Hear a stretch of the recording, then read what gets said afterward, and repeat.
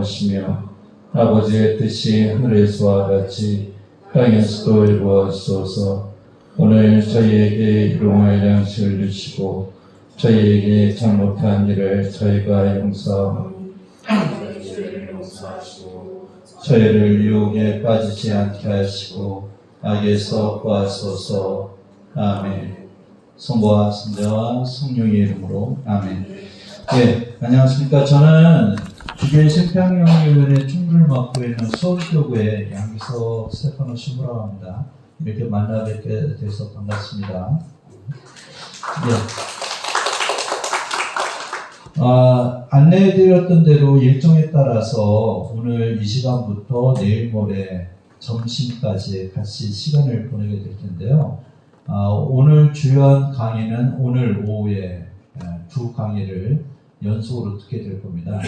그리고 나서 뭐 이런저런 나눔과 뭐 이렇게 친교를 하는 시간들, 서로 한국사의 현안에 대해서 논의를 하고 그리고 또 우리가 함께 연대할 수 있는 방안들에 대해서 고민해보는 이런 시간들로 준비를 했습니다.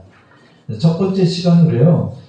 지금 우리 한국 사회의 주요 현안 중에 대표적인 강원도의 현안 중에 하나가 설악산 국립공원의 케이블카를 건설을 지금 진행하고 있는 문제입니다.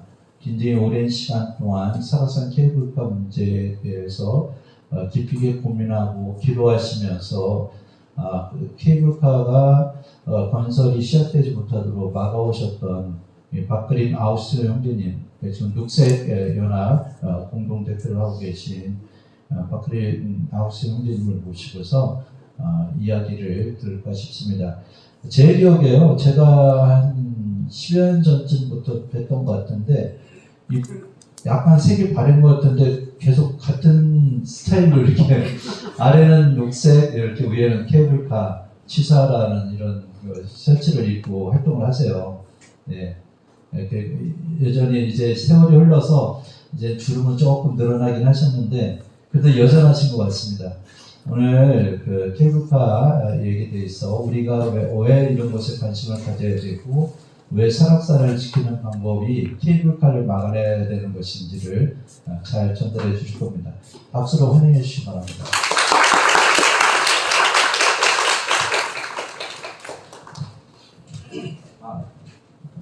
죄송합니다. 제가 정신이 없다 보니까 뒤에 잠깐 인사만 하실 건데 앞으로 안 나오신다는데 춘천교구장 김지영 신문주교님이 와 계세요.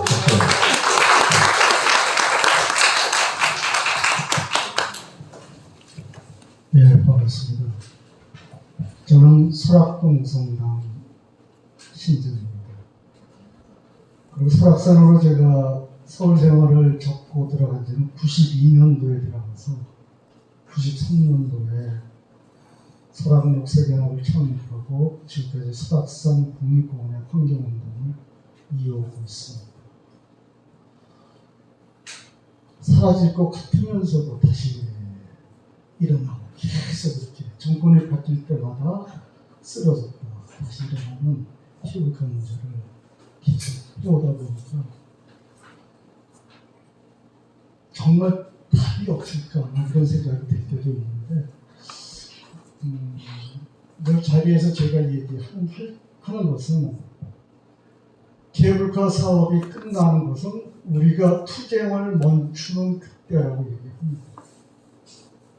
우리가 투쟁을 멈추지 않는 한 설악산 케이블카는 놓을 수 없습니다.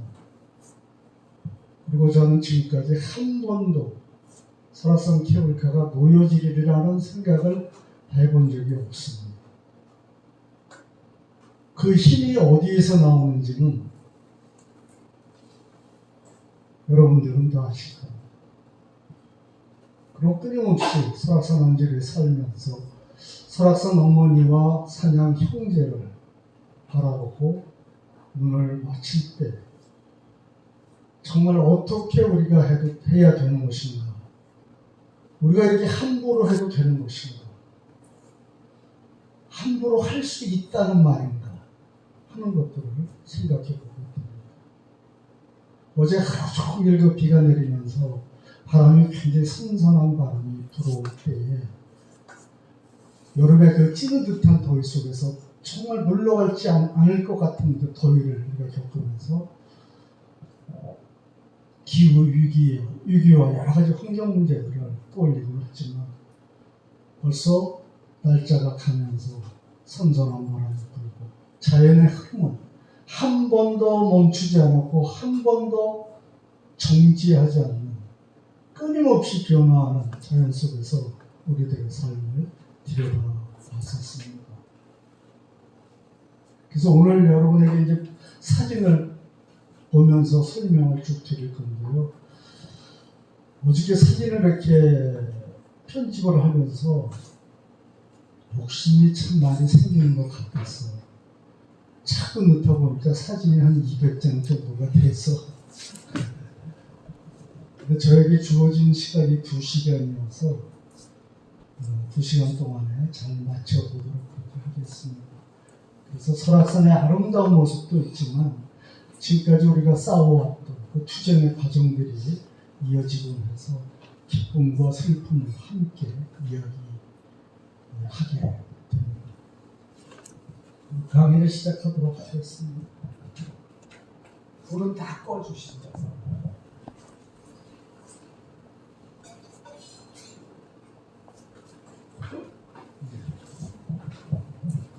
저는 지금 설악 녹색연합 대표로 맡고 있고 전국적인 환경단체인 녹색연합의 공동대표를 같이 겸하고 있고 또 설악산 국립공원 지키기 국민행동 강원행동 설악군 주민대책위의 대표도 겸하고 있습니다. 그리고 설악산 소식은 페이스북을 통해서 가끔 올리곤 합니다.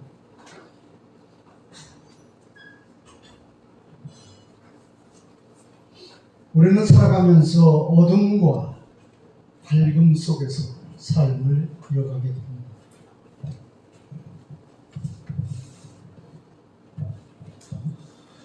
어둠이 깃들이면 전혀 다른 세상이 우리 눈앞에 펼쳐지죠.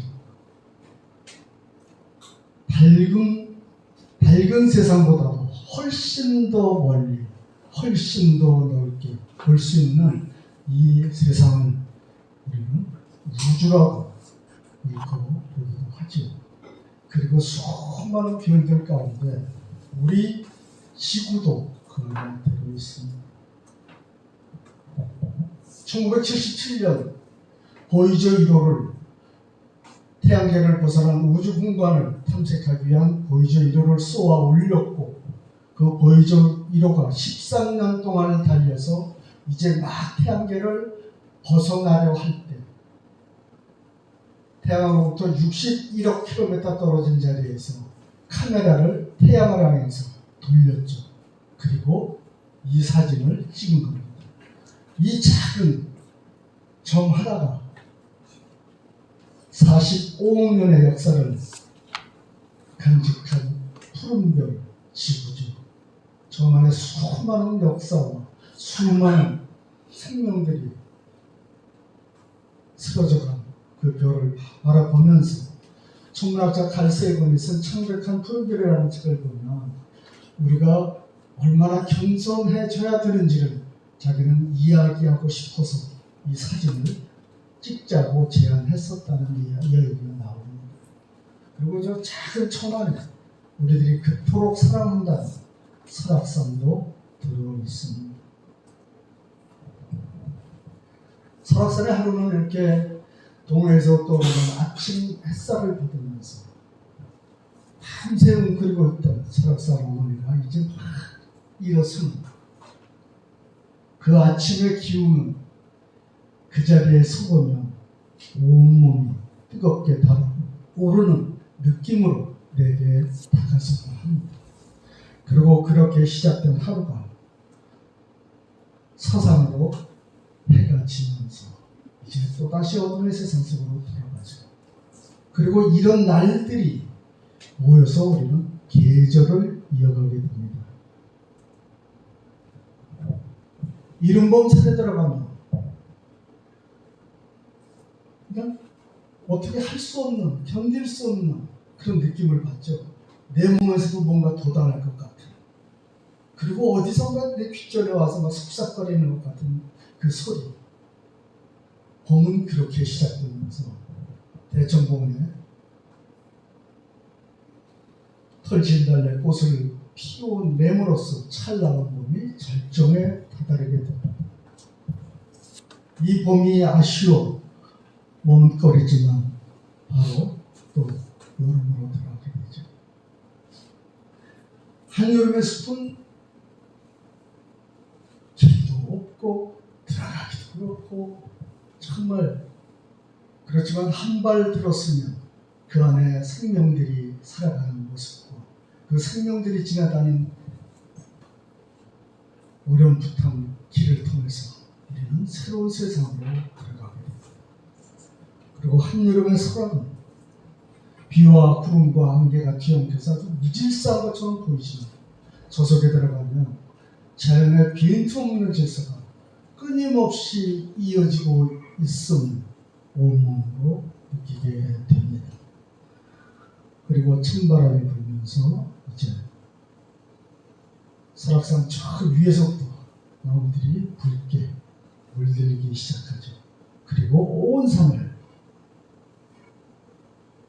물들이고 나면 설악산이 가장 힘들어하는 계절, 아름다워서 슬픈 그 계절을 지나게 됩니다. 그리고 눈발이 흩날리면서 겨울로 들어가죠. 눈발이 흩날리면 산꾼들의 가슴에는 모닥불이 있다는 그런 글도 있습니다.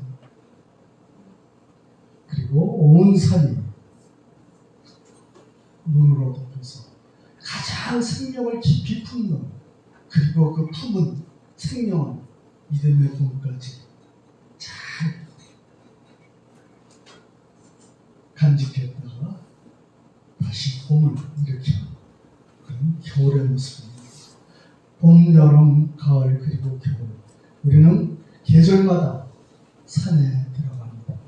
그리고 골짜기에 따라서 올라가기도 하고, 그리고 골짜기에 들어서 가끔은 이렇게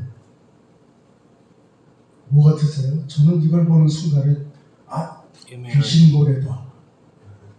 그래서 귀신고래가 여기도 와 있구나 하고 느꼈던 순간이었습니다.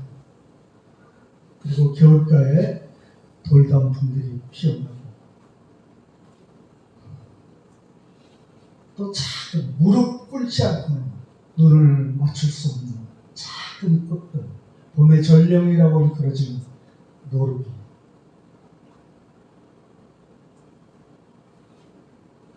이 현호색을 바라보고 있으면 어디선가 나팔 소리가 들릴 것 같은 그런 느낌 속에 쭈그리고 앉아서 떠날 줄 모르게 되죠. 그리고 얼레지들이 무디지어 피어있는 저 자리에 바람이라도 불게 되면 얼레지들의 떼춤을 보는 느낌 속에 빠져듭니다.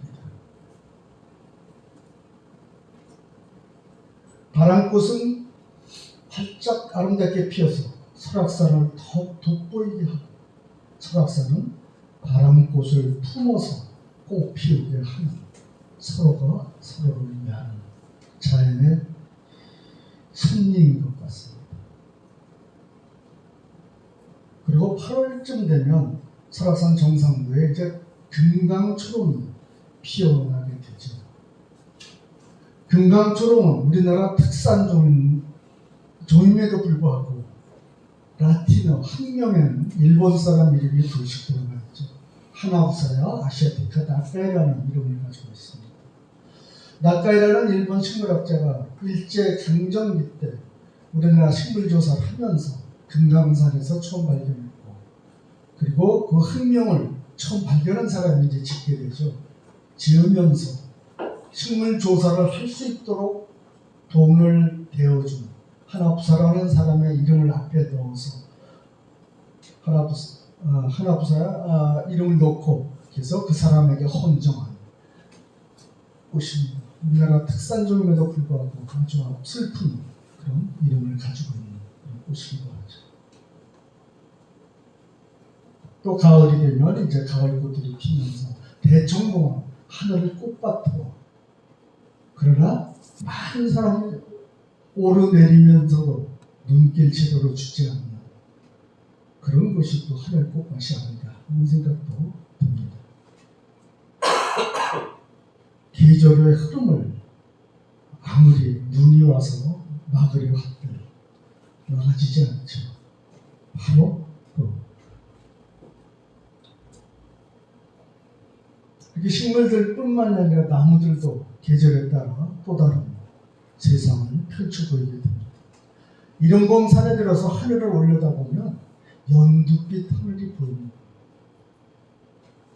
바람의 살랑이 그 나뭇잎들을 보고 있으면 흡사 윤슬처럼 보이는 그런 하늘을 경험하게 되죠. 또 한여름에 산길을 가다가 창문처럼 터진 저 곳을 통해서 장대한 암벽을 바라볼 때 그 감동 또한 큽니다. 또 가을의 숲에 들어서 내려놓는다는 것은 무엇일까? 가볍다는 것은 무엇인가? 철학적인 생각도 해보게 됩니다. 또 한겨울에 숲에 들면 우뚝하다는 것은 무엇인가? 그런 생각을 가져보는 거죠. 그리고 그렇게 듣는 숲속에 깃들어서는 야생동물들의 흔적을 발견하게 됩니다. 이 발자국 하나를 통해서 어떤 녀석이 여기에서 우리와 더불어서 살아가고 있는지를 살펴보게 되고, 이 발자국이 찍힌 그 모양에 따라서 이쪽이 깊게 찍혔다면 몸을 왜 이쪽으로 기울였을까? 그때 무엇이 옆에서 나타났었을까? 하는 여러 가지 생각들을 이 속에 있는 삶의 이야기에 귀를 기울이다 보면 이 오소리는 그저 일개 야생동물이 아니라 나와 더불어 이 푸른 별을 함께 살아가는 나의 동무라는 것을 알게 됩니다.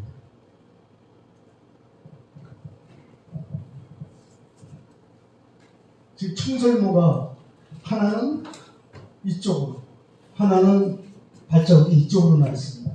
요게 뒷발, 요게 앞발. 이게 앞발, 뒷발 이렇게 나 있죠. 그래서 이쪽으로, 이쪽으로. 왜 발자국이 두 개가 반대로 나 있을까요? 두 갈래로 도망쳤습니다. 네? 저기 포식자를, 상위 포식자를 만나고 두 갈래로 나눠서 도망갔습니다. 네. 가운데가 상위 포식자의 발자국 같습니다. 처음 듣는 대답이어서 제가 의도했던 이야기는 이거였었죠. 우리가 자연의 어떤 모습을 들여다볼 때 너무 깊이 생각합니다. 있는 그대로를 들여다볼 수는 없을까. 이것도 청설모가 왔다가 갔구나. 그러면 될 것입니다. 사실 그렇게 얘기하고 싶었으나 지금 말씀하신 것도 하나의 대답은 되리라고 생각이 듭니다. 왜? 이들의 마음은 사실 난 잘 모르죠. 이 풍경 속에서 발자국이 없다면 얼마나 황량하고 쓸쓸한가. 이 발자국이 있으므로 우리는 얼마나 따뜻한 느낌을 받습니다. 지금 너구리가 지나가다가 어떻게 됐죠? 미끄러졌지만 어떻게 됐습니까? 다시 네, 자빠지지는 않았구나. 그리고 거기에서 생각을 멈추지 마시고 한 발 더 나아가셔야 됩니다. 한 발 미끄러지고 또 미끄러지고 또 미끄러질 때에 너구리의 마음이 얼마나 애달았을까요? 내가 나누어 본다면 어느새 저 녀석은 내 가슴속에 들어와 있겠죠. 우리는 이 세상을 그렇게 살아가야 되지 않을까 그런 생각도 합니다. 단비가 여러 마리가 막 그냥 왔다 갔다 하면서 지금 막 뒹굴고 똥 싸고 놀았던 그 신명나는 놀이판을 들여다보는 것 같은 그런 생각을 가져보기도 하죠. 여기서 수달들이 와서 막 서로 놀면서 지나가기도 하고 했던 우리와 조금도 다르지 않은 신나는 놀이가 있으면 함께 누리기도 하고 했던 모습. 또 입산 통제 기간이 되면 여기에 원래 주인의 발자국들이 이렇게 찍히게 됩니다. 보통 때는 여기가 계속 등산객들의 발자국으로 가득 차죠. 그리고 입산 통제 기간에 저 녀석들의 발자국을 통해서 이 녀석들이 여기에 살고 있구나, 잘 살고 있을까 하는 생각을 합니다. 바로 이 녀석이죠. 저만큼 떨어져서 내가 가면 저도 가고 내가 멈추면 저도 멈추고 저도 안타까웠던 시간이었습니다. 가까이 다가서지 않는, 또 작은 바위 위에 이렇게 똥들이 쌓여있는 것들을 통해서 어떤 녀석이 언제 여기를 다녀갔는지를 따져보게 됩니다. 우리나라 최상위 포식자라고 알려져 있는 단비죠. 두세 마리가 무리지어 살면서 고라니를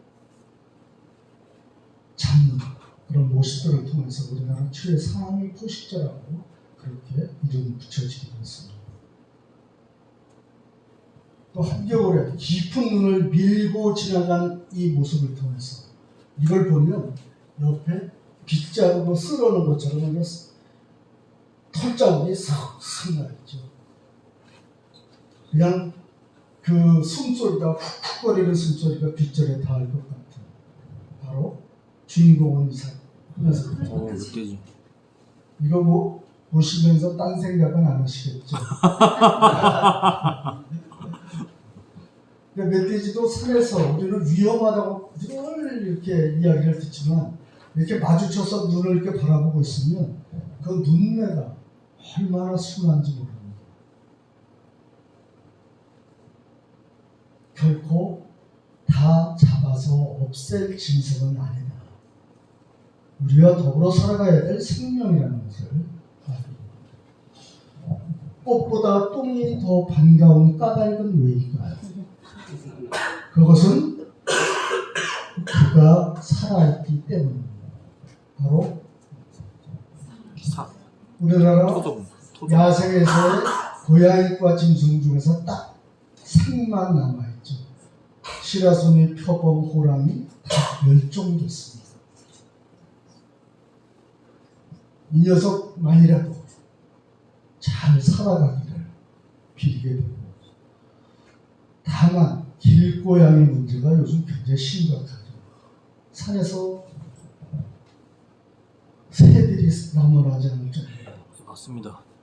그래서 지금 문제가 좀 심각한 그런 상황입니다. 설악산에는 천연기념물 210km, 멸종 위기종 1급인 사냥이 살고 있습니다. 이게 800에서 1000마리 정도라고 어린 짐작을 해오는 그런 짐승이죠. 그리고 우리나라는 저 위쪽으로는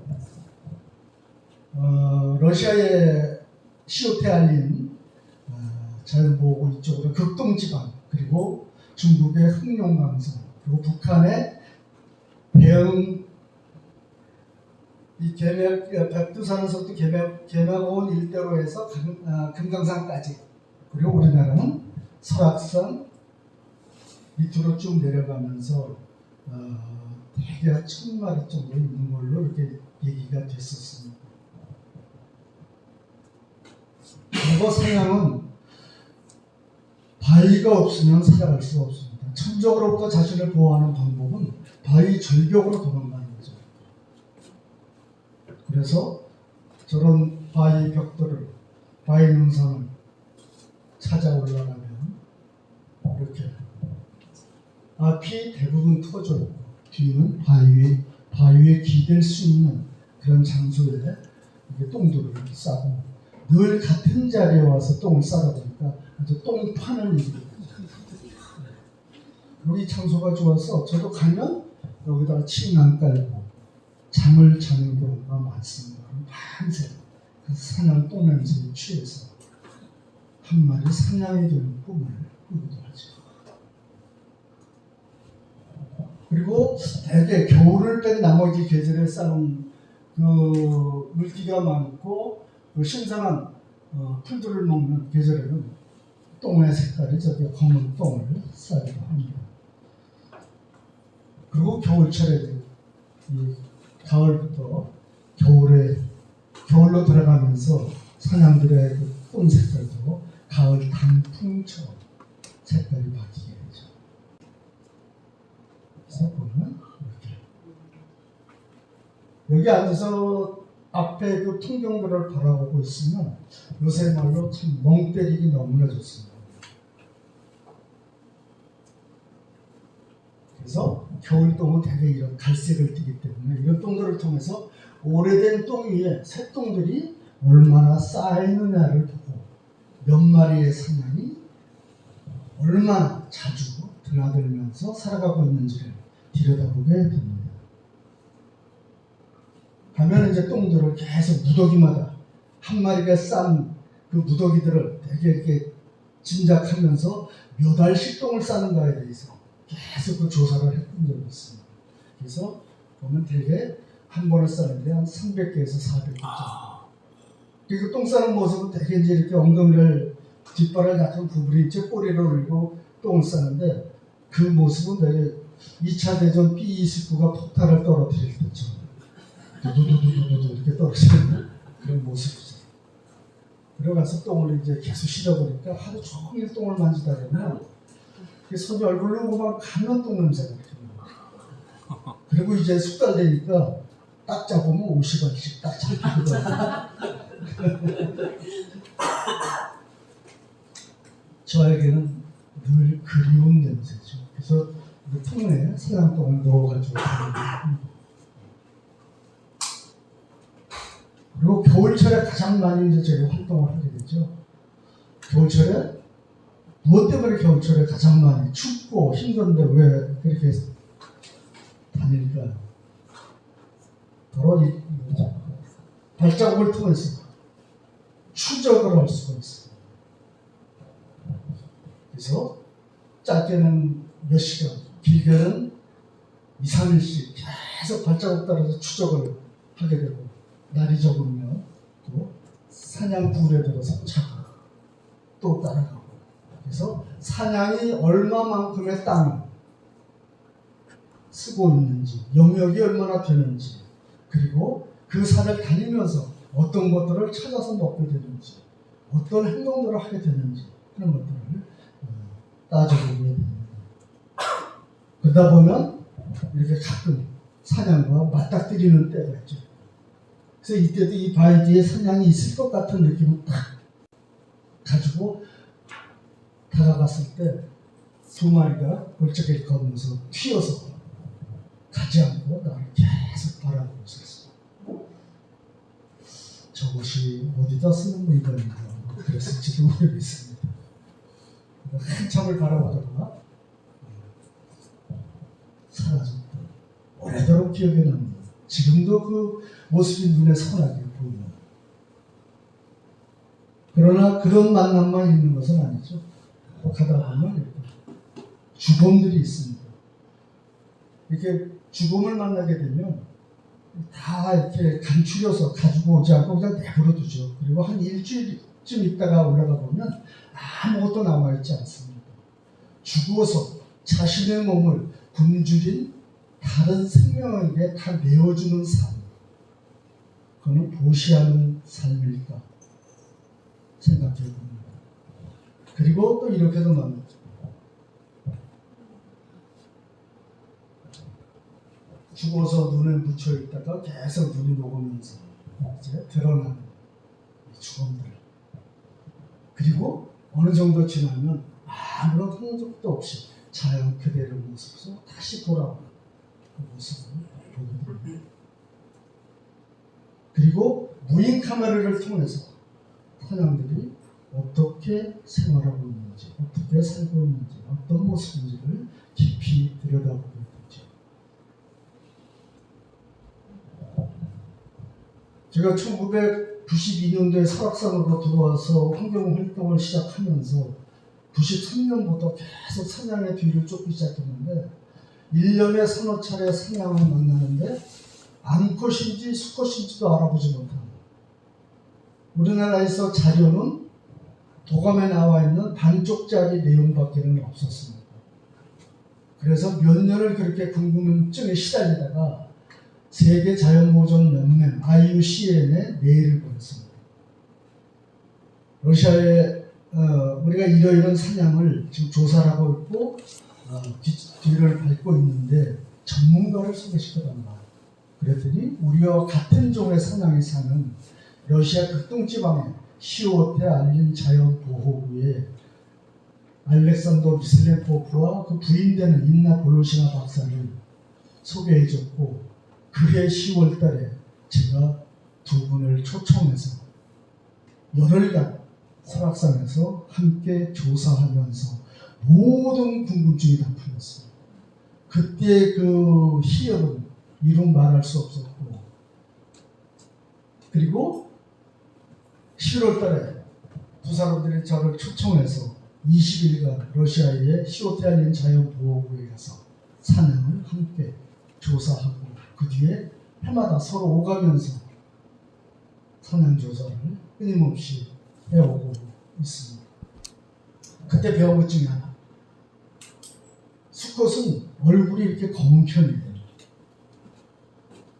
그리고 뿔이 처음부터 이렇게 쭉 이렇게 활처럼 휘어요. 그리고 밑둥이 쭉 굵고 그리고 암컷은 조금 다르죠. 이렇게. 아시겠죠? 얼굴이 좀 밝은 편이고 뿔이 나란히 대체적으로 올라가고 밑둥도 그렇게 굵지는 않고 좀 다른. 그래서 그걸 다 배우고 산에 갔을 때 저기 수컷이구나 했을 때 그 기분도 내 스스로가 엄청 대견하게 느껴졌던 그런 때였었습니다. 그리고 평균 수명은 대개 10살 아빠 그리고 뿔을 가지고 싸움을 하고 그다음에 짝짓기를 하죠. 그래서 대개 5월에서 6월달에 10월에서 11월달에 짝짓기를 하고 230일간의 임신기간을 거쳐서 이듬해 5월에서 6월달에 한 마리의 새끼를 낳습니다. 새끼들은 얼마나 귀여운지 정말 예쁘지요. 무인 카메라를 통해서 지금 바로 케이블카 5번 지주 아래에 살고 있는 케이블카가 놓여지면 멀리 사라질 수밖에 없는 그런 사냥 모자입니다. 그리고 뿔을 보면 이렇게 무늬가 있어서 몇 살쯤 됐는지 알 수 있습니다. 지금 몇 살쯤 됐을까요? 하나, 둘, 셋, 넷, 다섯, 여섯, 일곱, 여덟, 13살? 이 개수하고는 전혀 상관이 없답니다.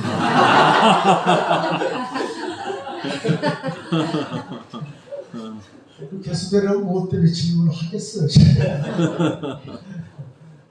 이 뿔 전체에서 얼마나 차지하느냐에 따라서 몇 살쯤 됐는지 대개 알아볼 수 있습니다. 이 사냥은 수컷 사냥으로서 지금 5살에서 6살쯤 된 사냥입니다. 작년에 사냥입니다. 그리고 이 뿔을 가지고 나무를 비벼서 자신의 영역을 표시합니다. 그래서 그러면 산터에 가서 저런 걸 만나게 되면 여기가 사냥이 사는 곳이 맞구나 하는 것을 알아볼 수 있겠죠. 그리고 사냥은 쪽발을 가지고 있죠. 그래서 이 앞은 단단하고 이 뒤와 바닥은 말랑말랑해서 바위를 잘 타도록 아주 특화되어 있다고 할까요? 이렇게 올라가서 이게 러시아에 가서 찍은 사진인데 진짜 눈 깜짝할 새에 저 바위벽을 지나갔다. 그리고 지나가다 중간에서 포토타임까지 주는 그런 사냥이었습니다. 그러나 우리가 야생동물과 사냥 형제와 더불어 살 수 없도록 만드는 많은 벽들이 있습니다. 지금 이것은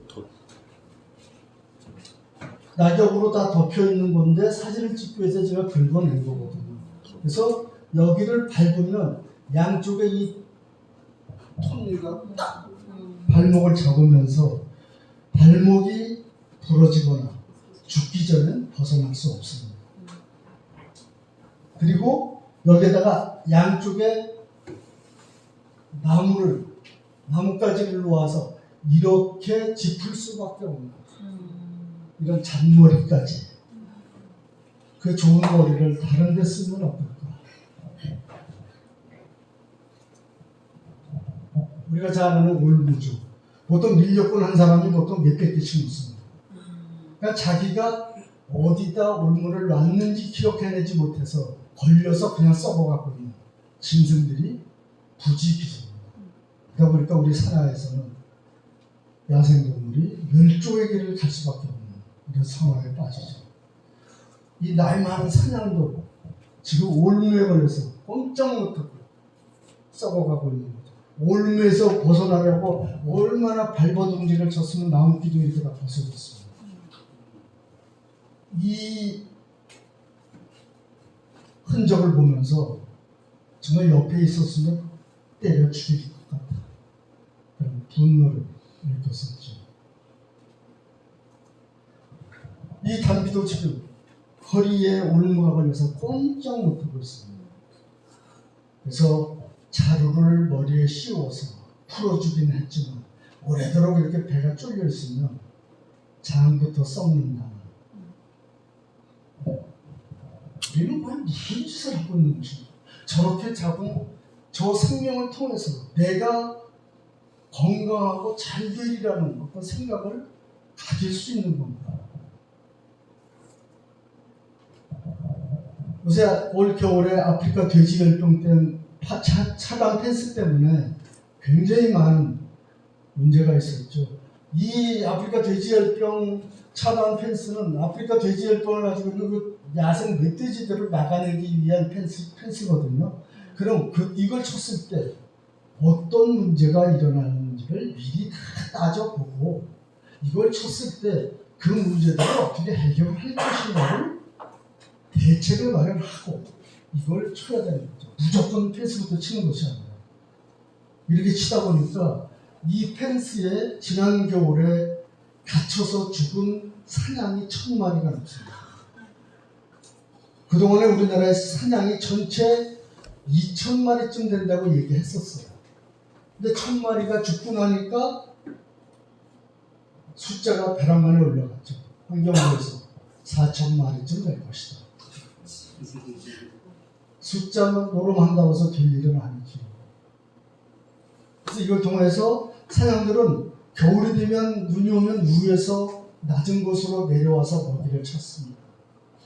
그렇게 해서 아주 오랜 세월에 걸쳐서 그 생존 방법이 몸에 배어 있고 그걸 통해서 살아가는 거거든요. 근데 이것이 처 있으니까 결국은 어린 녀석들이 굉장히 많이 죽었습니다. 그래서 지금 바로 오늘 이 시간이군요. 국회의원 휴관에서 아프리카 이 펜스를 어떻게 철거할 것인가에 대한 토론회가 지금 열리고 있습니다. 그리고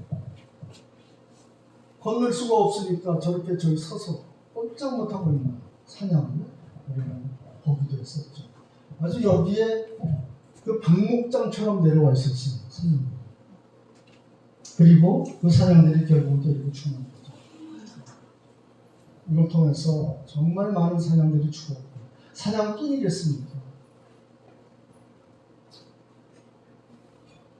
그리고 많은 생명들이 우리 곁을 떠나갔죠. 멀리 사라지고 있는 거죠. 이게 러시아에서 찍은 호랑이의 발자국입니다. 이 발자국이 설악산에서 발견되면 케이블카 걱정 안 해도 됩니다. 그러나 우리 끊임없이 우리의 욕심을 채우기 위한 일들을 벌이고 있습니다. 속초 해안가지요. 과연 저게 해안가라고 여겨지는지 저는 모르겠습니다. 속초의 가장 높은 빌딩이 지금 아파트가 43층입니다. 청초가 아파트에 가로막혀서 제 모습을 잃어가고 있습니다.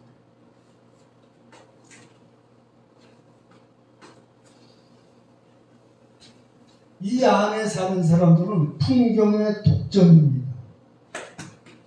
이 사람들에게는 풍경의 상실입니다. 더불어 살아가는 세상이라면 층수를 낮췄어야 되는 거죠. 층수. 제가 92년도 속초로 내려와서 살기 시작하면서 그때 건의했던 얘기가 속초 시내 전체 보도 제한을 5층까지 하자. 그래가지고 그때 들었던 얘기가 외지에서 온 내국노 새끼라는 얘기를 제가 들었었던 기억이 납니다. 그리고 관광객을 위한 콘도가 우리가 찾는 그 자연을 가리면서 거기에 세워지는 거죠. 이게 다 없었을 때 이 모습은 이 신선동, 미시령, 신선동, 상봉을 통해서 이쪽의 자연경관은 굉장히 아름다웠었습니다.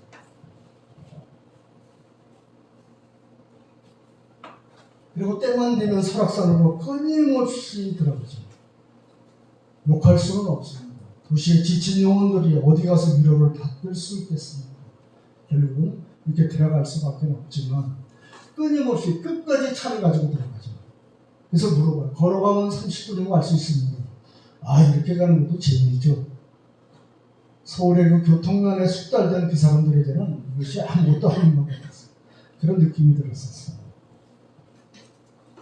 그리고 설악산 매표소 앞까지 들어가서 주차장을 만들어주고 속초시내 전체 대기질 검사를 했을 때 가장 오염이 심한 곳으로 조사되게 되었습니다.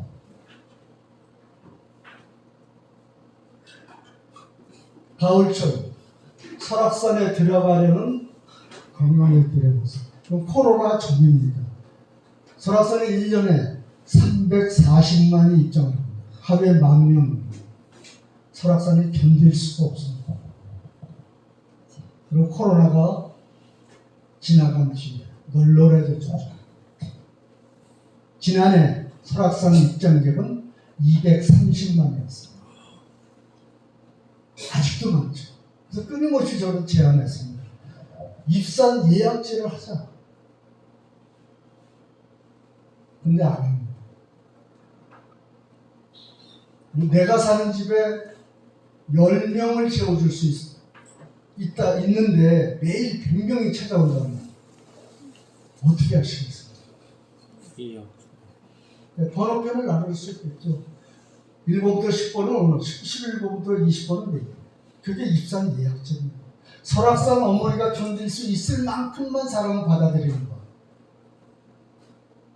미국의 요세미티 국립공원에 면적이 3,500평방킬로미터 정도 되고 거기에 1년에 방문객이 대개 390만 정도 됩니다. 그래서 평방킬로미터당 1,300명 정도가 들어오죠. 근데 설악산이 390평방킬로미터에 1년에 340만, 250만에서 350만 정도가 들어오죠. 그러다 보니까 평방킬로미터당 6,500명 정도가 들어오는 압박을 받고 있는 거죠. 산이 견딜 수가 없습니다. 생명이 살아갈 수가 없는 거죠. 그리고 뒤로 들어오는 사람들이 정해진 어떤 약속을 지키지 않습니다. 올여름에 설악산 모든 골짜기는 목욕탕이었습니다. 다 들어갔죠. 그리고 뭐라고 그러면 오히려 덤벼들고 욕을 하는 그런 지경에까지 빠졌던 그런 올해였습니다. 가는 만큼 들어가고 오는 만큼 우리는 넓은 세상을 볼 수 있습니다. 자기 발로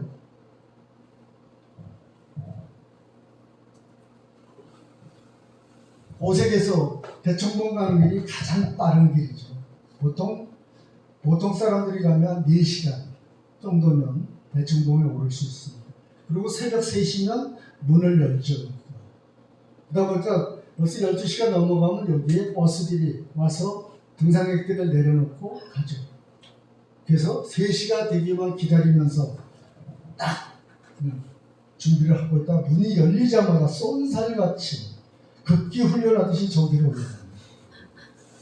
이렇게 올라오죠. 이 길을 통해서 자연의 느낌을 받을 수 있는, 이 길을 통해서 무엇을 할 수 있는, 이 길을 가면서 자연의 소리를 들을 수 있는, 오직 하나 대청봉 가서 인증샷 찍는 것, 그걸 위해서 올라가는 것처럼 보여집니다. 이 불빛이 사라지지 않으면 설산 어머니는 잠들 수 없습니다. 입산 예약지를 통해서 적절히 사람을 죽여주지 않으면 견딜 수 없지.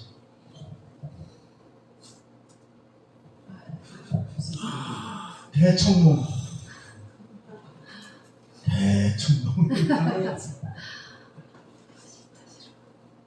저기다들 그냥 사진 찍고 그냥 시장판보다도 더한,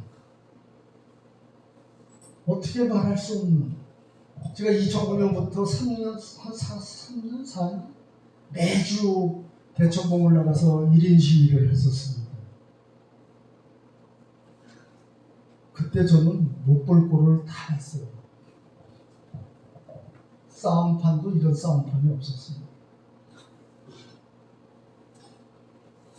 그리고 1월 1일 날 해돋이를 보기 위해서 대청봉에 몰려든 사람들입니다. 해는 대청봉에서만 뜹니다. 내가 사는 집 마당에서 떠오르는 해를 온 마음으로 바라본 사람이랍니다. 대청봉에 올라와서 술을 끊겠다, 담배를 끊겠다 약속할까?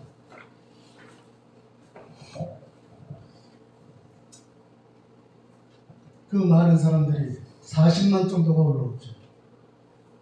대청봉은 상처투성의 모습으로 있습니다. 올라가면 차마 손을 뗄 수 없는, 피가 묻어날 것 같은 그런 아픔을 느낍니다. 결국은 대청봉은 돌로 덮어버렸죠. 이럴 수밖에 없는, 60년대만 해도 이쪽에 다 저 식물들로 다시 덮여있던 그런 자리.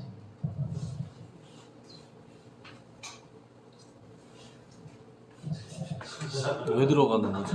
어느 쪽이 출입 금지 구역입니다. 그래서 관리소에서 여기다 하나 더 써놓은 게 있었어요. 그 전에 출입 금지, 들어가지 말라는 말입니다. 그래서 내가 그건 너무 유치하지 않냐 해서 튀긴 떴는데, 이게 1983년부터 83년, 93년부터 6년간인가 거쳐서 대청봉 훼손지 보건공사를 한 자리입니다.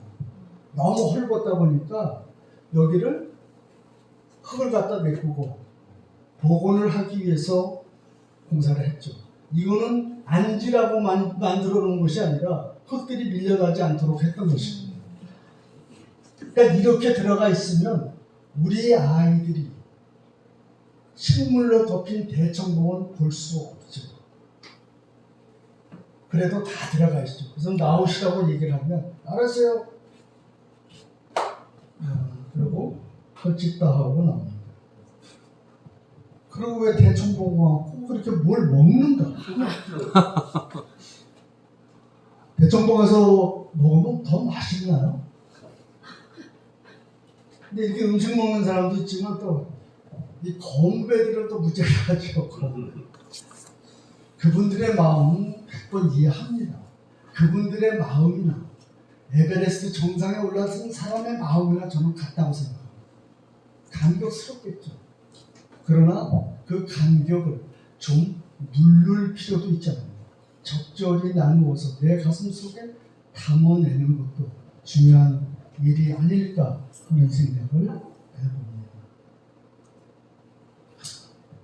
10월 달에 보면 저기서 내려온 벌써 와글와글 소리가 막 들리면서 삼겹살 굽는 냄새가 이 정상도 일대에 퍼져 있습니다. 그래서 끊임없이 얘기를 했죠. 이 대피소를 없애야 된다.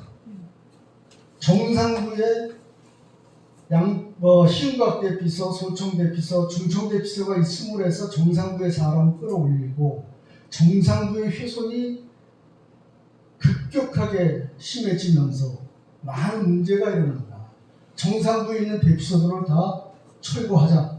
계속 그 제안을 했고 문제를 얘기했습니다. 그러나 고쳐지지 않았고 지금 이 중청 대피소만 지금 철거가 거의 끝났죠. 그리고 여기 올라오는 사람들이 구슬불판을 치고 올라갑니다. 왜냐하면 모든 길에 위험하다고 생각되는 곳은 전부 데크를 깔았어요. 그러다 보니까 산길에 올라가는 길이 편해졌고 그러다 보니까 욕심이 생기는 거죠. 야, 불판 쳐봐. 여름이면 회를 떠서 아이스박스에 집어오는 사람도 있어요. 먹는 거에 목숨을 거는 듯한. 그리고 이렇게 고기를 굽게 되면 뭐가 또 빠질 수 없죠? 술이 빠질 수 없어요. 그래서 음주에 의한 안전사고도 많이 일어나는 그런 상황인 거죠. 그러다 보니까 그 사람들로 인해서 어머니의 살갗이 벗겨지고 뼈가 드러나 있는 이런 상황입니다. 그래서 저 대피소를 철거하고 보건공사를 하자 계속 제안을 해서 지금 철거가 거의 철거를 시작했습니다. 그래서 어떻게 바뀔지 기대가 되면서 정말 정상다운 정상. 제가 20대 때 올라가면 여기쯤 가면 정상에 차마 빠른 걸음으로 올라갈 수 없는 뭔가를 숙여는 그런 마음으로 여기에서부터 천천히 정상에 올랐고 정상에 올라가서 무릎을 꿇고 작은 돌탑에 손을 얹고 기도했던 기억이 납니다. 여기는 소청 대피소죠. 조그만 대피소도 많은 사람들이 오다 보니까 좀 바꿔야겠다. 그래서 이제 아주 별장처럼 지어놨습니다. 대피소는 어쩔 수 없을 때 잠시 머물렀다 가는 것이 대피소입니다. 거기서 고기 굽고 술 먹고 떠들다 자고 가는 곳이 아닙니다. 이렇게 지어놓고 우리나라 최고의 대피소라고 얘기합니다. 좀 부끄러운 일이죠. 희운각 대피소, 중청 대피소를 철거하는 대신에 이거를 조금 더 크게 짓겠다. 그걸 계속 주장을 해서 결국은 서로 타협을 본 것이 여기가 30명 규모의 대피소였습니다. 근데 공단에서는 130명 규모로 늘리겠다.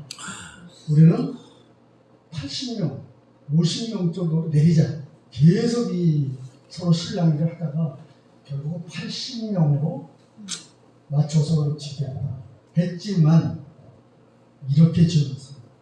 80명이 아니에요. 130명을 수용할 수 있는 설계도를 그냥 지었고 얘기하는 말은 80명만 채울 거다. 그게 무슨 소리겠어요. 말도 안 되는 그런 짓거리를 하면서 지금 이렇게 대피소가 됐어요. 그리고 밤이면 여기에 이 불빛도 나와요. 아이고. 딴 데 가지 마. 이거 유원시도 그렇게 안 합니다. 여기는 국립공원입니다. 우리나라 전국토의 4%밖에 되지 않는 그 국립공원. 그 국립공원마저 우리 아이들에게 제대로 된 자연 그대로의 모습으로 되돌려줄 수 없는 이게 철거되기 전에 이제 그에 비해서 저기는 군사 시설 들어갔고 이렇게 데크를 놓고 계속 이런 것들이 들어갔죠. 그러나 1973년도에 찍은 사진은 어떤 모습일지 보시겠습니다.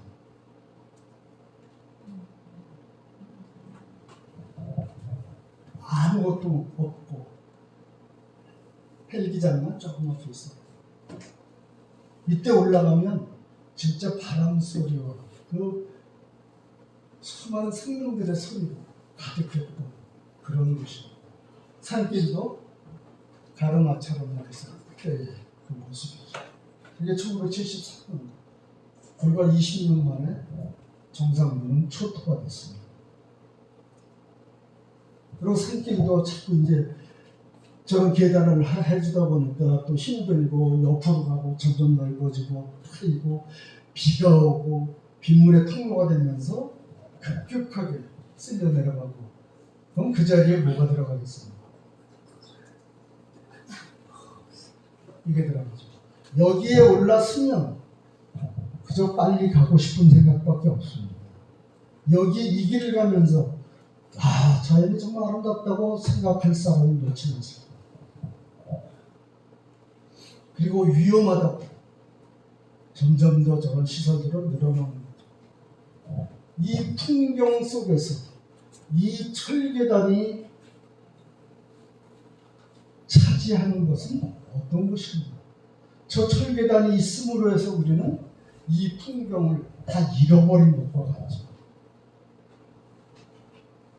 산에 불편함이 없고 위험이 없다면 무엇 때문에 산에 가는 것?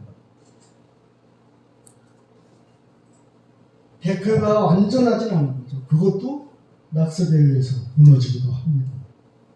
안전시설이라고 해서 안전을 확보할 수는 없고 그리고 낙석이 떨어진다고 이렇게 했죠. 우리는 닭장 속에서 설악산을 볼 수밖에 없는 상황에 빠져 있습니다. 이 자리를 제가 아는데 청담폭포 앞이거든요. 지금까지 낙석에 의한 사고가 한 번도 없었습니다.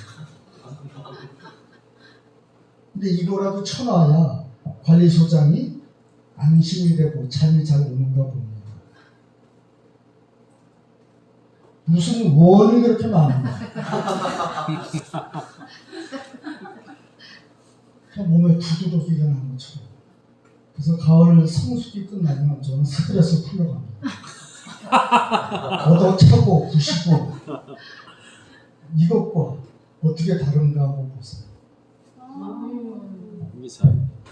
네. 그래서 산에 가시면 스트레스 많이 받았을 때 산에 가시면 또 걷어차고 오세요. 무슨 한이 그렇게 많아요. 바람이 엄청 부는 날이었어요. 저 돌 끄집어 내려가가지고 고생 제가 엄청 했지만 어떨까요?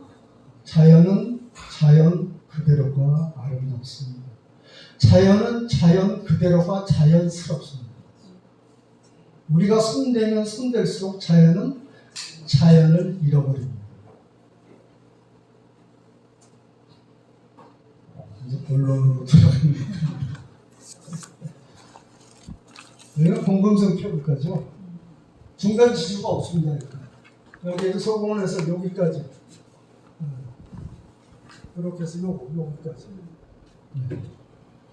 1.9km 중간 지주 없이 그리고 50인승 저게 이렇게 교차식으로 곤도라하고는 틀립니다. 곤도라는 지금 약 5세 케이블카는 8인승 곤도라 쉬운 세대를 매달아서 계속 돌리는 거죠. 근데 이거는 교차식으로 하는 거. 그렇게 해서 공금성에도 많은 사람들이 올라가죠. 케이블카는 바람만 불지 않으면 상부종점 일대의 사람들을 집중적으로 실어 올리면서 상부종점 일대가 초토화됩니다. 여기에서 이렇게 걸어 올라오죠. 여기가 다 숲이었습니다. 지금 가는 사람도 지금도 나무들이 이렇게 보면 여기가 다 나무들이 있던 흙이 쌓여 있던 그런 곳이에요. 지금도 죽어갑니다. 계속 보건공사를 하자 해가지고 용역은 이미 여러 해 전에 끝이 났는데 신흥사와 케이블카 업주와 공단과 서로 생각이 틀려서 아직도 진행을 못하고 있는 그런 상황입니다. 그리고 남아있는 것들을 겨우 이렇게 목숨을 부지하고 있는 상황입니다. 그리고 지금 올라가는 사람들은 이게 원래의 모습인 줄 알죠. 그러나 원래 저 모습이 아닙니다. 이랬습니다. 케이블카가 생기면서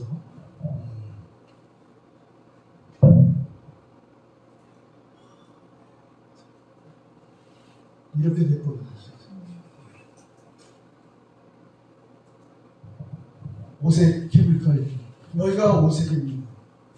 그래서 이렇게 올라오죠. 상부동 쪽. 끝 정봉에서 350m 떨어져. 조금 아래로 내려서 500m 정도 떨어진 자리에. 그리고 산양 서식 최대 서식지 중에 한 곳입니다.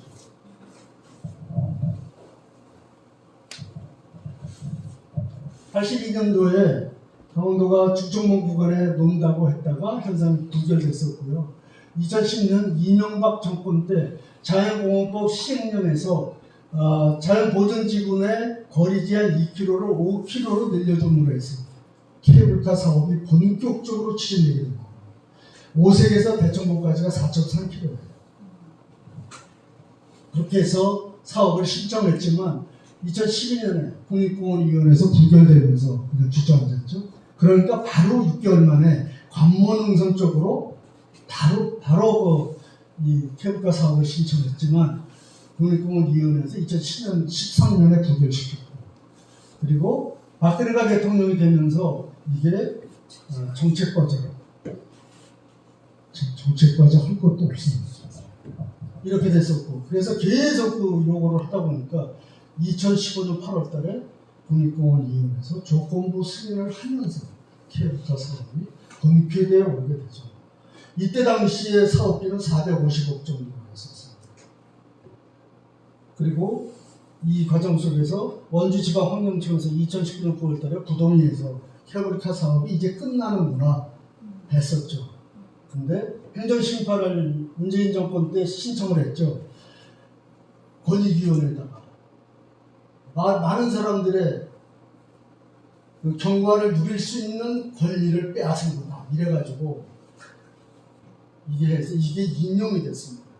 그 문제가 있다. 다시 검토하라고 그래가지고 케이블카 사업이 다시 살아나는 이런 상황이 됐고, 지금 그래서 그리고 윤석열 대통령이 되면서 무조건 추진하라 해서 지금 상황이 벌어지고 있는 그런 상황입니다.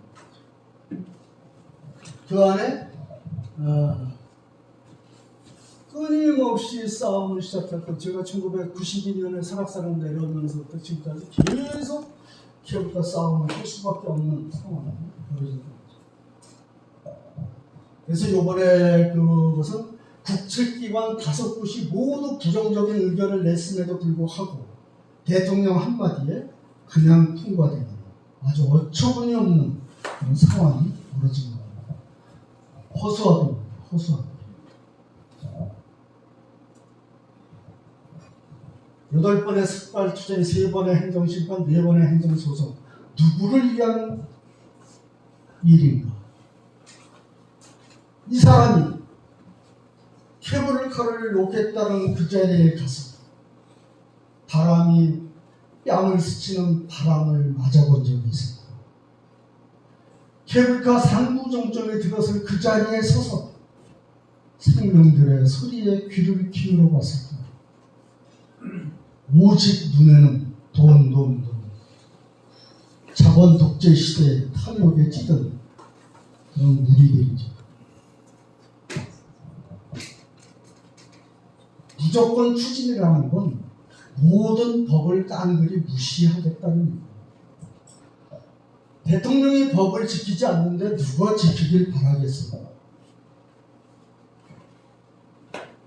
저런 공약이 세상에 어디 있을까 하는 생각을 해봤고, 설악산 어머니를 향해서 저런 말을 할 수 있는 사람은 도대체 가슴에 무엇이 들어있을까?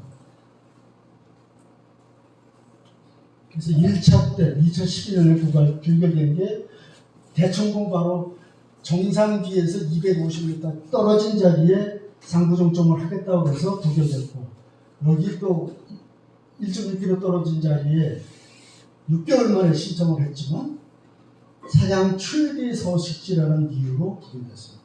그들이 바로 이쪽으로 해서 그 정보가 또 신청을 해서 지금 상황이 여기까지 변하신 거죠. 여기에는 이렇게 올라갑니다. 하부 정점에서 하부 가이드 지표 하나, 중간 지표 1, 2, 3, 4, 5, 6번, 상부 가이드 타워, 상부 정점 이렇게 해서 이렇게 쓰고 8인승 곤도라 1시간에 825명. 쉬운 세대를 8인승 곤도라 쉬운 세대를 돌려서 연 60만에서 70만원 시도를 올린다는 계획입니다. 양양군에서는 이 상부 정점에서 1.4km 떨어진 대청봉까지 못 가도록 막겠다. 막아질까요? 어림도 없는 소리입니다.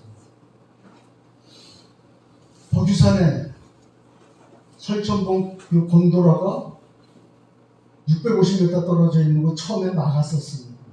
근데 사람들이 들어가고 민원이 생기고 하니까 결국은 데크를 놓고 뚫어도 길을 열어주다 보니까 국립공원 23개 중에 정상부에서 가장 스트레스가 높은 1위가 덕유산 향적봉입니다. 거기는 배낭 지고 올라온 사람이 민망할 정도죠. 배낭을 지고 올라가면 다른 사람들은 전부 작은 가방에 신사와 이런 거 싣고 형상화 싣고 있는 그런 정상입니다.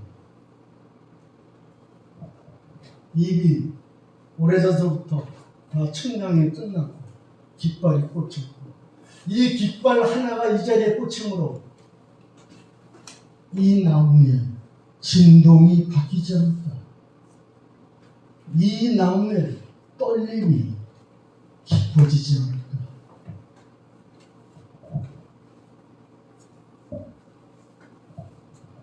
그리고 그 지주 바로 옆에 이렇게 사냥들이 사는 자리, 천연기념물이고 멸종위정이고 아무 소용이 없는 거죠. 제대로 기르지도 못하고 자식은 왜 낳는다. 그리고 케이블카의 가장 문제, 경관에 미치는 영향을 어떤 것으로도 보완할 수 없습니다. 그래서 케이블카 바로 4번 지주 옆에서 찍힌 무인 카메라 찍힌 사진 2016년도에 찍혔어요. 그래서 이 사진 그때 찍히면서 많은 문제들이 본격적으로 짚어지기 시작했고 했던 사진입니다. 그리고 하늘다람쥐도 40여 군데서 흔적들을 봤고, 또 삭도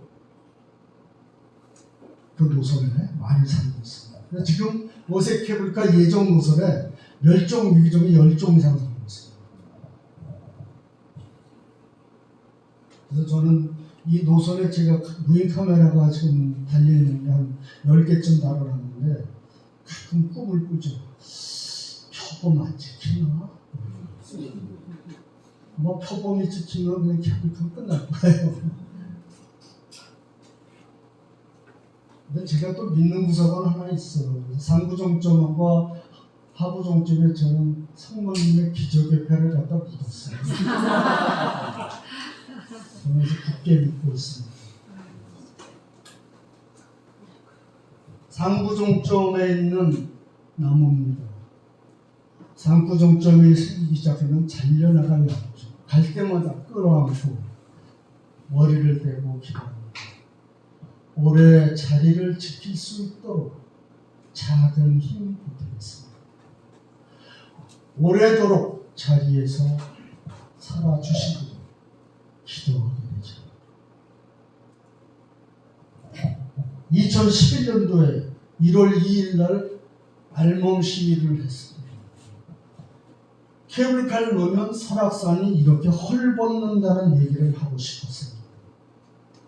근데 가장 많이 받았던 질문은 뭘까요? 팬티 입었어? 참 어처구니가 없는.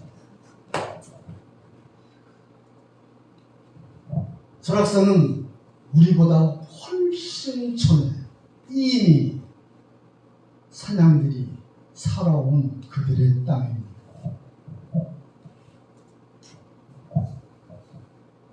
제 손자입니다. 박누리솔. 지금 FC 서울 유소년팀 축구 선수인데 어저께 양구에서 시합했다고 시합 끝나고 할아버지한테 들렸다 갔어요. 서울. 근데 쟤는 3살 때부터 지가 끌고 다녀가지고 어느 자리 가면 지가 찾아서 들어가요. 그래서 그것이 정말 너무나 가슴이 짠하고 제가 괜찮을까 막 이런 생각도 들기도 하고. 그래서 배정봉 재작년인가 2학년 때인가 3학년 때 데리고 올라가서 같이 뛰었고 그러면서 제가 힘을 받는 오히려 그런 순간이었습니다. 사람들이 그렇게 안 가면 큰일 나는 것처럼 이야기하는 공명농선을 배경으로 지금 사죠. 그리고 많은 사람들이 함께 전국에 한 520개 단체가 지금 연대해서 지금까지 싸우면서 지금까지 밀어왔고 앞으로도 밀어갈 것이고 그 끝에는 취소될 겁니다. 녹색 순례를 했을 때에 울산바위 꼭대기에서 그리고 많은 사람들이 천인행동이라고 해서 모여서 일주일에 한 번씩 설악산을 다녀가는 그런 프로그램을 진행을 했었고 또 저는 지금 금토일은 매주 금토일을 설악산 소공원에서 1인 시위를 벌이고 있습니다. 그럼 참 욕하고 지나가는 사람이 참 많습니다. 대부분 욕하는 사람들은 꼰대들, 나이 드신 할아버지들이 욕을 많이 하죠. 나 다리 아파 죽겠는데 왜 반대하는 거냐 막 이렇게 얘기하죠. 그때마다 제가 하는 얘기는 어른이 욕심을 부리면 아이들의 미래는 어둡습니다. 아이들을 위해서 한 발짝 물러서셔야 됩니다. 나 죽으면 그만인데 뭐하고 이렇게 막 그래서 그럴 때 옆에 할머니가 있으면 틀림없이 등짝을 때리면서 끌려가죠. 그래서 우리나라는 할머니들에 의해서 이어져 갑니다.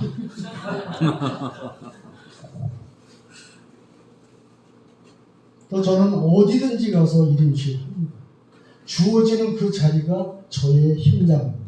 그래서 이거 제가 이거 고안해서 만든 겁니다. 보여드릴게요.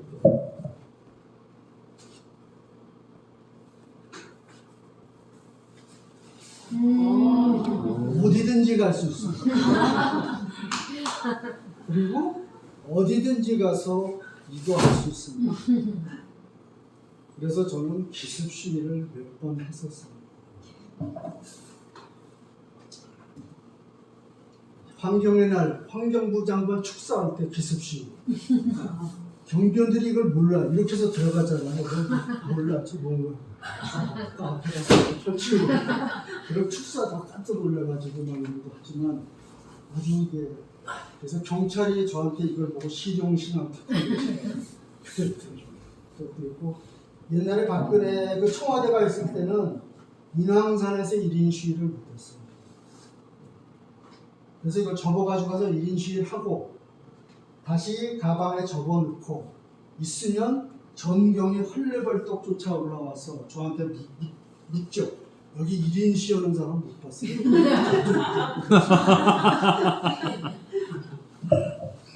재미난 일이 있었어요. 이때도 끌려 나왔고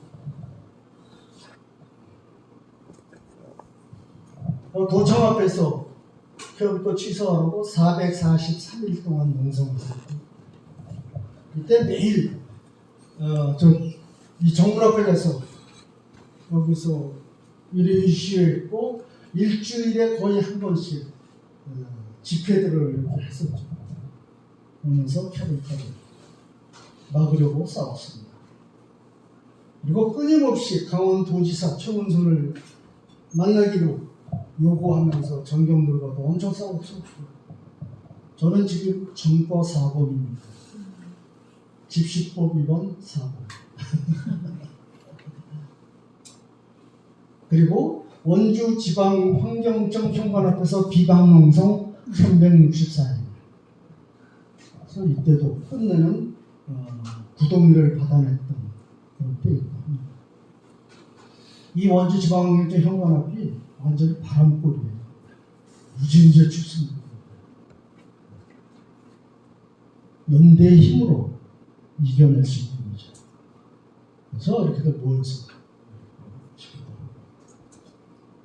그리고 거기 비방농성 하면서 하루는 저희가 원주지방환경청을 점거를 했어요.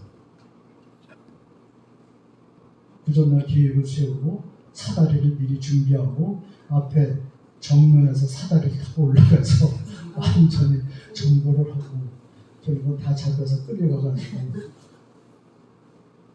그때 1심에서 제가 받았던 게 징역 1년 6개월이고 뭐 얼마에 뭐 요란하지도 않았어요. 그리고 양양군청 앞에서 집회를 계속하면서 케이블카를 만들어갔죠. 그리고 광화문에서 그때 대략 한 80일 정도 농성을 했던 거 정부청사 앞에서 농성을 했던 것 같습니다. 그리고 서울역에 환경부 서울사무소가 겨우빌딩에 있어가지고 그 앞에서 한 45일 정도 농성을 하면서 이때도 끝내는 부동의를 받아냈던 그런 때입니다.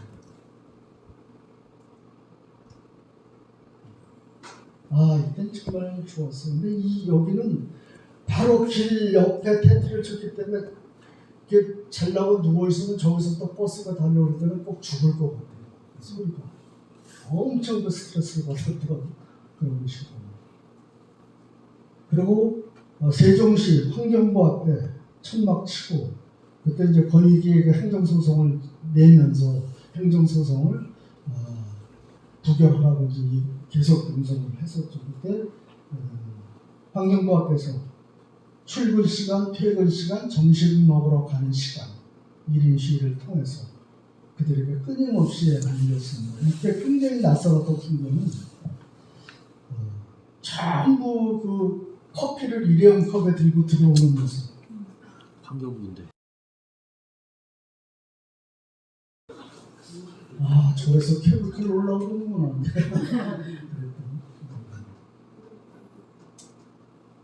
그리고 설악산의 비선대에서 대청, 오색에서 대청, 한계령에서 대청, 백담사에서 대청, 올체 투지로 다 올라왔습니다.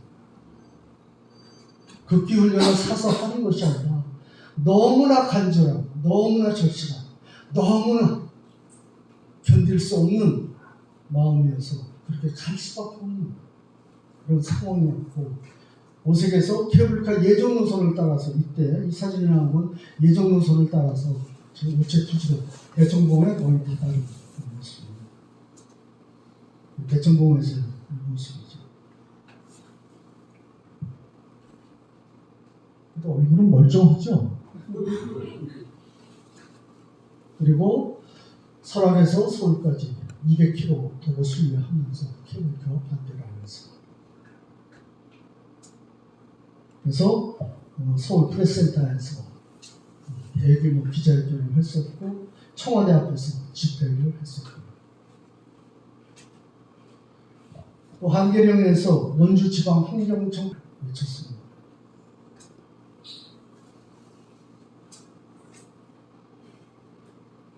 이때 저 포크레인으로 현수막을 빌 것이 아니라 원주지방환경청을 부시고 싶었습니다. 그리고 이때는 광주에서 국립공원에 날 행사가 있을 때 환경부 장관이 축사로 온다는 소식을 듣고 저희들이 광주로 내려가서 집단 시위를 했던 것입니다. 그리고 윤석열이 대통령이 되면서 무조건 추진해서 작년 11월 달에 오세훈 착공식이 있었어요. 이것이 지난해 불꽃을 저렇게 피워올릴 일입니다. 이 역적들을 어떻게 해야 됩니까? 대자연 어머니가 데려가셨으면 좋겠어요. 네? 대자연의 힘으로 데려갔으면 좋겠어요. 뭐 물리적인 힘이 아닌 그렇죠. 재해로. 네, 맞습니다. 제발 그래. 근데 난 맨날 정말 친환경이란 말을 빼놓지 않아. 그린워싱. 말도 안 되는 소리 들어요. 그래서 그날도 우리는 그 착공식장 앞에서 계속 시위를 하면서 끝까지 우리는 막아낼 것을 다짐한 거예요. 그리고 7월 말인가 오색에서 대천까지 투지로 올라가는 날 강풍주의보가 내렸고 비가 내렸어요. 어마어마하게 추워서 올라갔던 굉장히 혼났던 사람들이 많았죠. 이때 서 있을 수가 없어가지고 대충 이렇게 앉아서 찍은 사진입니다. 이렇게 쉴 새 없이 우리가 투쟁을 이어왔었죠. 저는 이 많은 투쟁을 통해서 제가 습관이 하나 생긴 게 도예지에 가면 빌딩의 벽을 보면 현수막에 걸고 싶었죠. 그래서 이때 조선일보 광화문에서 계속 농성도 하면서 이 조선일보를 저기다 현수막을 걸기 위해서 내부 탐사를 해본 결과 걸 수 없다는 판단이 내려서 아쉽지만 포토샵으로 레이저로 쏘는 것도 있대요 요즘. 네, 요새 그렇게 하죠. 옛날에는 없었어요. 그러니까 언론이 침묵하지 않았다면 케이블카는 이미 끝났습니다. 언론이 조장하지 않았으면 케이블카는 이미 끝났습니다. 그리고 광화문에 있을 때마다 현수막을 걸고 싶습니다. 사람들의 무관심을 관심으로 돌려서 정말 자연이 자연다운 모습으로 아이들이 누릴 수 있기를 꿈꾸게 되죠. 나는 누구인가? 나는 도대체 어디에서 와서 어디로 가고 있는가? 설악산 어머니는 내게 어떤 존재인가?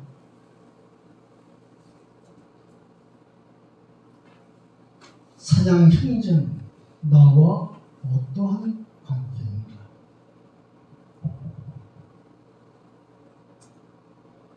작은 풀꽃 하나도 해를 향해서 뜨겁게 솟구치듯이 나는 삶을 뜨겁게 살고 있는다. 한박꽃 향기 코끝에 매달리는 숲길을 가면서 나는 걸음을 멈추었을까?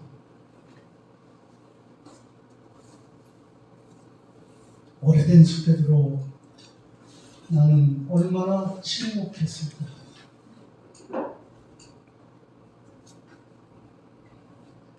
풍경 앞에 서서 골골이 스민 생명의 노래에 얼마나 마음을 기울였을까? 다 다르지만 모여서 더 아름다운 저 모습을 통해서 이 세상이 어떻게 가야 되는지를 이야기하는 것은 아닙니다. 뒤 엉킨 듯 가지런함은 어디에서 비롯되는가?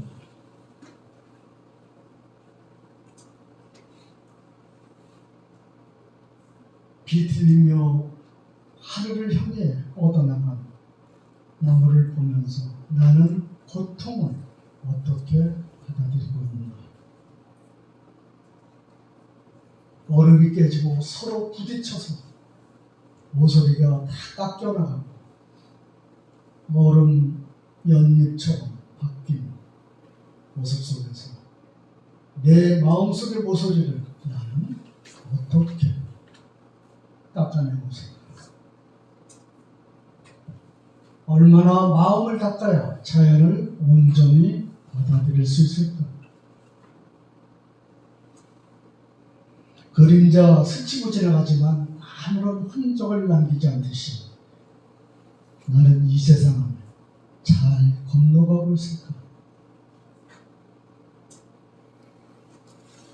아름다운 풍경 앞에 서서 이 풍경을 볼 수 있는 의무는 다 했는가?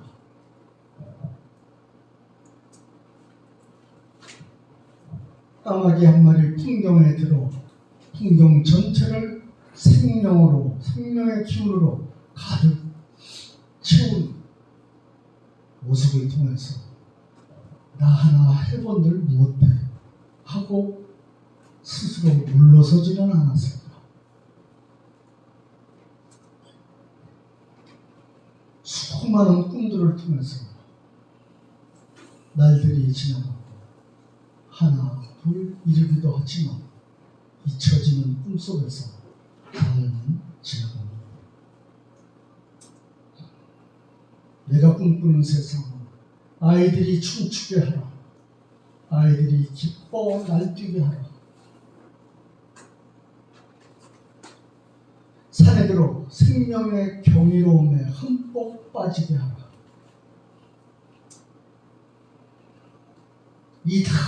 이 골짜기를 걸어갈 때도 물이 푸르르기를 우리가 어쩔 수 없는 자연을 통해서 겸손해지기를 꿈꾸게 됩니다. 저는 부끄러운 조상이 되고 싶지 않습니다. 얼굴을 들고 다닐 수 있는 조상으로 남고 싶습니다.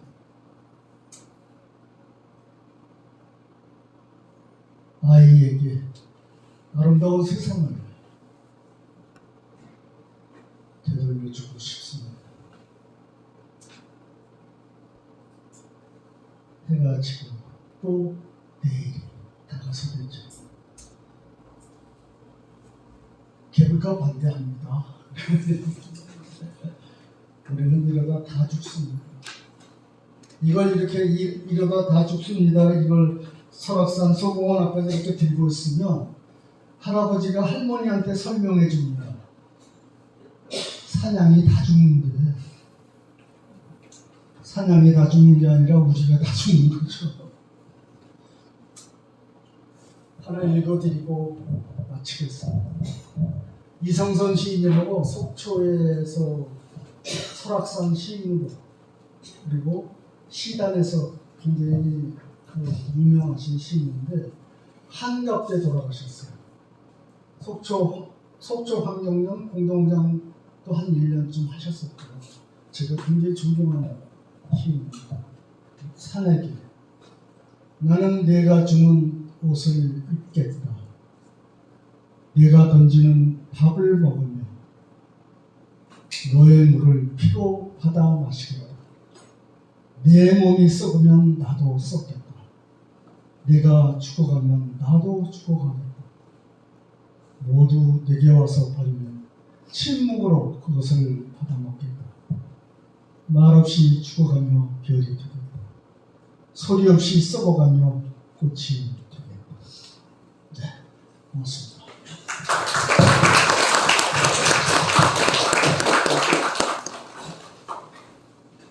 시간이 많이 남았죠?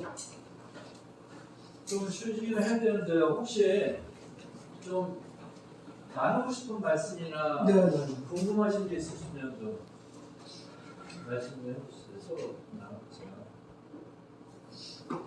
혹시 반대로 저희한테 박그림 선생님께서 교회에 바란다면 이런 문제에 대해서 다른 마음이 있으시다면 나누고 싶을 것 같아요. 얼마 전에 제가 인터넷에서 그 민들레라는 매체가 있는데 이게 서울대교구 교구장님께서 8.15 성모 성천 대축일날 하셨던 말씀에 대해서 쓴 거를 잠깐 봤습니다. 우리는 경청하기 위하여 침묵해야 된다. 저는 그 말뜻을 이해를 못했습니다.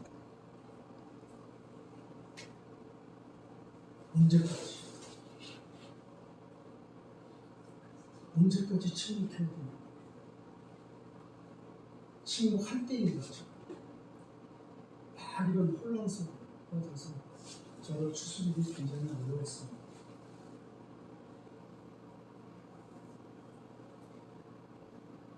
성당에서 강론을 들을 때는 환경 문제, 정치 얘기 일절 없습니다. 그러나 우리가 살아가는 이 바탕은 자연입니다. 그 바탕이 무너지고 나면 모든 것은 사라집니다.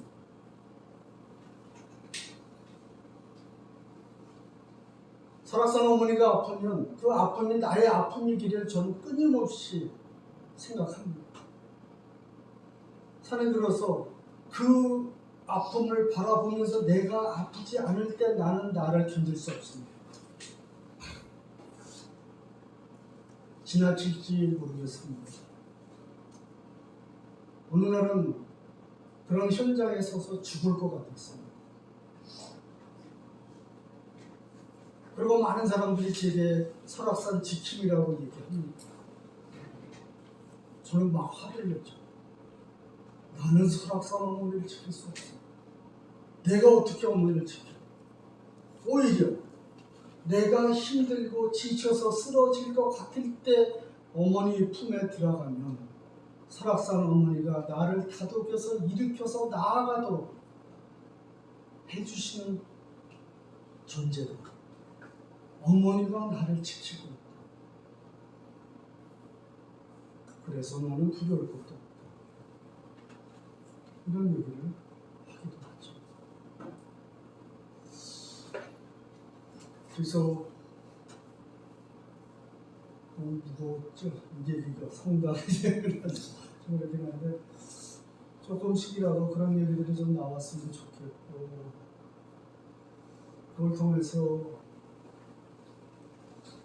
좀 더 자연에 대한 생각들이 좀 바뀌었으면 좋겠고 아이들이 어려서부터 자연에 들어갈 수 있는 시간조차 없기 때문에 아이들을 절대 욕할 수가 없습니다.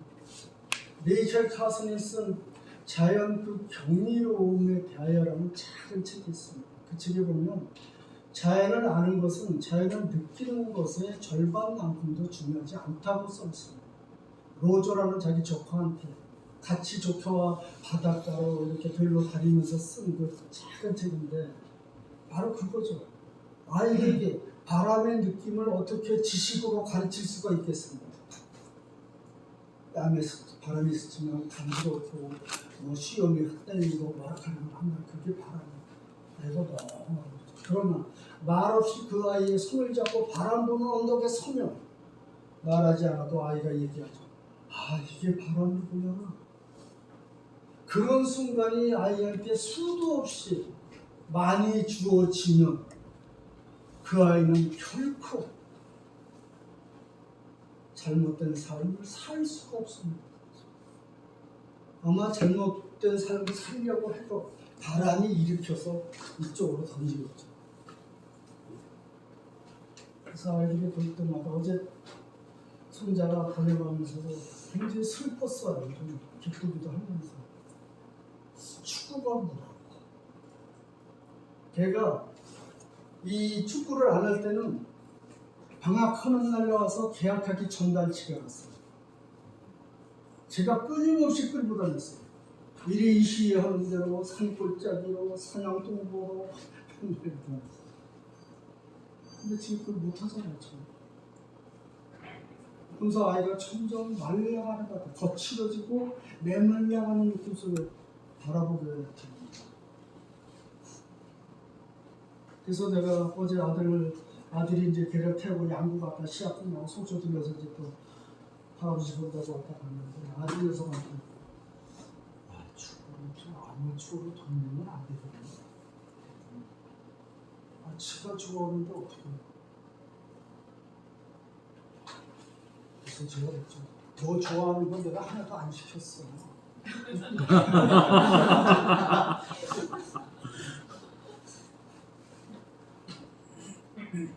근데 아이가 좋아하면 끝인가 그런 생각이 좀 들어요. 그래서 끊임없이 자연에 들 수 있는 기회를 아이들한테 마련해주고 환경 교사가 멸종 위기종이 아니기를. 진짜 자연이 무너지면 다 죽잖아. 근데 아까도 말씀드렸지만 어떤 할아버지 나 죽으면 그만인데 다 놔야지. 할 말이 없었어요. 그렇게 말씀하시면 할 말이 없어요. 그리고 신흥사도 그렇고 그것도 뭐 전혀 무관심하죠. 무관심하고 또 관리공단도 너무 일을 하고 제가 30년 동안 돌아다니면서 순찰 다니는 직원을 본 게 몇 번 합니다. 이번 여름에 12산화탄 골짜기, 천불동 골짜기, 천부 모로틀 사람들 들어서 다 이러고 앉아있는 거예요. 직원 한 명도 볼 수가 없었어요. 관리사무소 소장이 설악산 관리사무소 설악산 사무소 소장으로 취임해서 직원들 많고 하는 소리가 내가 있는 동안 민원만 없게 해라. 이러지 말라는 얘기잖아. 그래서 맨날 손가락질 하죠 저한테. 하여튼 저 새끼 때문에 뭐 하면 맨날 걸림돌이는 이러는데 저는 너무 오래 살까봐 겁나 욕을 하더니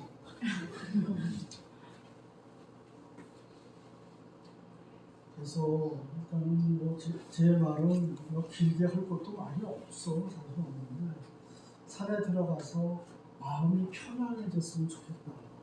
그리고 그런 것들은 어떤 사람은 저한테 극단주의자라고 얘기를 하지만 정말 자연 그대로를 위한 대표나 이런 것들이 다 그대로. 그래서 비결됐을 때 제가 환경부와 관리사무소 직원 소장 만나면서 인공시설물 철거 원년으로 삼겠다고 선포를 했었어요. 근데 이게 또 살아날 줄 누가 알았겠어요.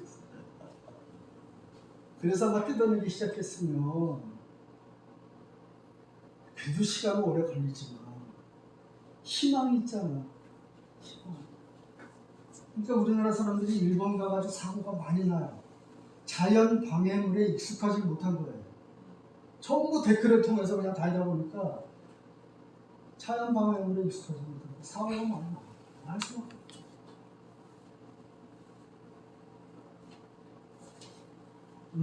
참. 산이 좀 경이롭고 늘 신비롭고 바라만 보고도 그냥 가슴이 벅차고 막 이래야 되는데 저번에 이제 제가 협심증을 지금 앓고 있어요. 그래서 산에 가서 이 탄력을 받을만 하면 통증이 와서 산을 좀 못 갔어요. 한동안 좀. 요즘도 오색길이 4시간이면 하는데 제가 2~3시간씩, 2~3배씩 막 걸리면서도 억지로라도 올라갈 때도 있긴 있는데 그때 이제 누가 뭐 보러 같이 올라간다고 그래가지고 그래가지고 그때 공룡능선을 간다고 해서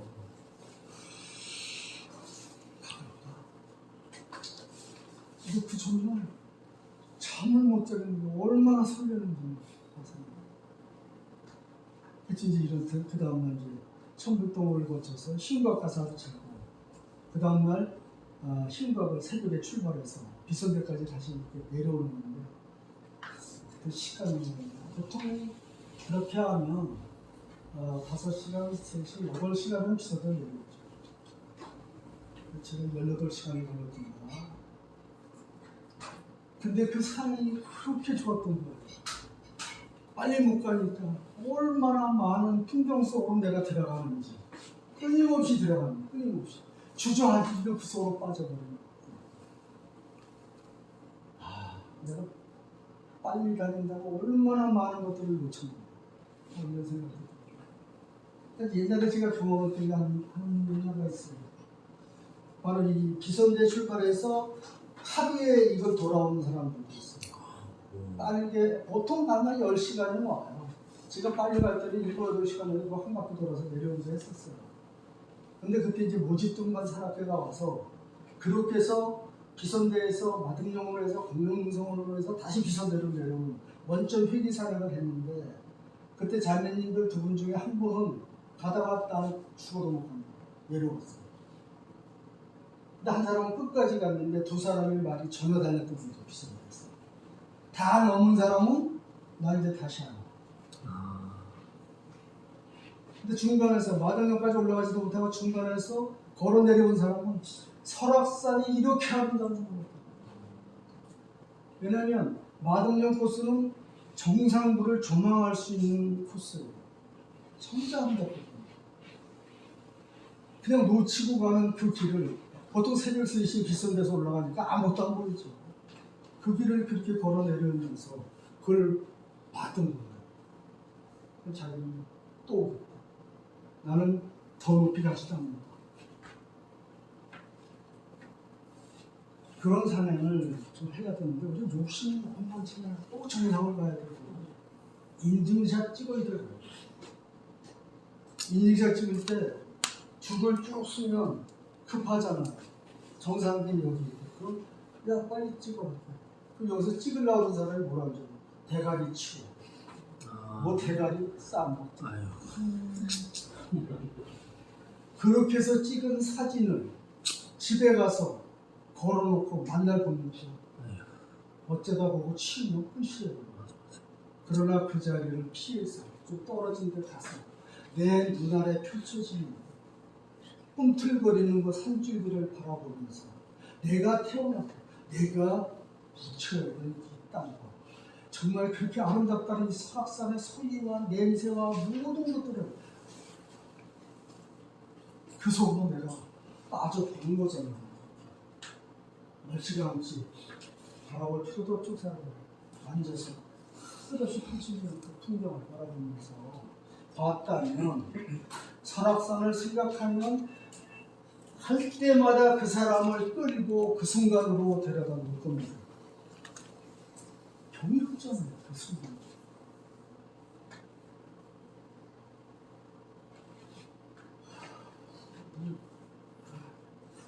좀 어렵죠. 그래서 그런 사람들을 좀 할 수 있으면 좋겠고요. 또 이 소공을 와가지고 기선대 한결바위 비령폭포 이 탐방로 3군데가 있는데 다 갈 필요 없어요. 한 군데만 내린 걸음으로 갔다 와도 설악산은 이미 내 속에 들어와 있어. 근데 그 3군데를 다 가려고 갔다 오면 아무것도 기억나는 거예요. 그리고 젊은 부부가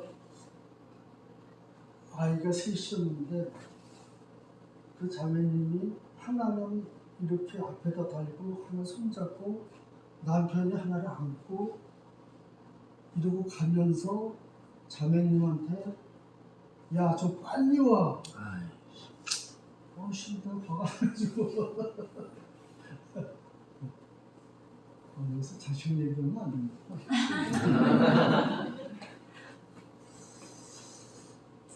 그것도 욕심이라고 봐요. 그래서 많이 보려고 하는 것 자체가 욕심이에요. 그래서 내게 주어진 시간을 충실히 보낼 수 있는 만큼만 내리게 가면 되지 않을까 그런 생각입니다. 시간이 됐어요. 예, 50분인데요. 4시에 또 강의를 해야 되니까. 네. 예. 질문이 있으세요? 없으세요? 질문? 아니 그 새만금 그 신공항 반대를 행정을 이렇게 했는데 설악산도 법적으로다가 어떻게 하여튼 잘 이렇게 해가지고 잘 됐으면 좋겠습니다. 네, 법적으로도 많이 했어요. 네, 바램. 진짜 고마우신 말씀입니다. 네.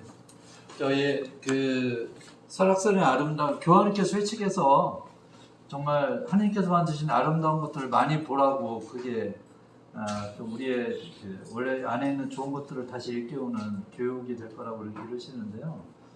설악산의 아름다운 풍경들과 소중한 것들을 보여주시면서 앞으로 파괴되어지고 있고 파괴될 위험에 놓여져 있는 상황들에 대해서 정말 절절한 마음으로 우리한테 나누신 우리 마클린 하우스 선생님께 감사의 박수를 좀